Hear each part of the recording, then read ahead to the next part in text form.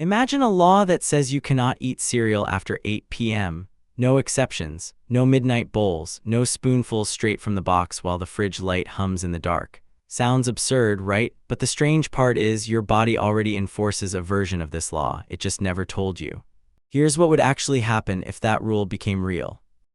At 7:59 p.m. you'd be free. Milk, sugar, cartoon mascot on the box, all fair game. 1 minute later it's contraband, funny image. But underneath the joke is something scientists have been studying for decades. Your body treats late-night eating almost like a crime, even when no one's enforcing it.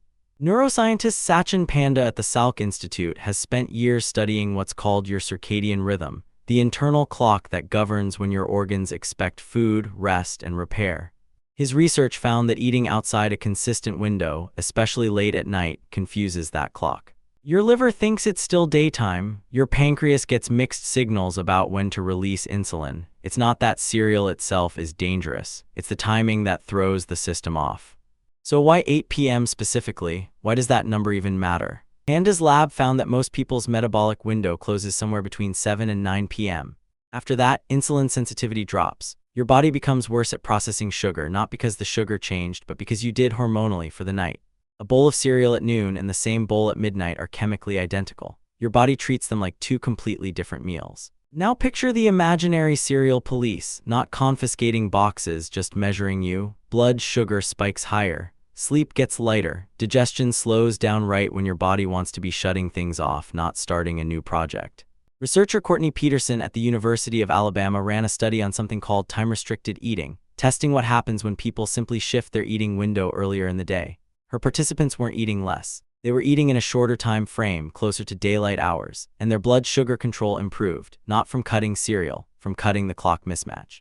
Here's where it gets interesting. This isn't really about cereal. It's about anything eaten late. Chips, leftovers, a second dinner at 11 p.m. after a long day. The hypothetical law is silly because it singles out one food, but your biology doesn't discriminate by food group, it discriminates by time. Sleep researcher Kelly Glazer Barron at Northwestern found that late eating doesn't just affect blood sugar, it disrupts the depth and quality of sleep itself. People who ate closer to bedtime took longer to fall into deep sleep and woke up more often through the night. The body was still busy digesting when it should have been repairing. So if cereal were illegal after 8, would you actually be healthier? Probably a little, but not because of the cereal. Because the ban would accidentally force your eating window to align with when your body is actually ready to handle food. Which raises the real question, what if the law isn't about banning a food? What if it's a stand-in for a boundary most of us never set on our own? You don't need legislation, you need a personal 8 p.m. A line you draw not because cereal is dangerous, but because your metabolism has office hours and it clocks out earlier than you think. So the next time you're standing in the kitchen at midnight, box in hand, ask yourself something. Is this really about the cereal, or is it about a body that's been trying to close up shop for hours, waiting for you to notice?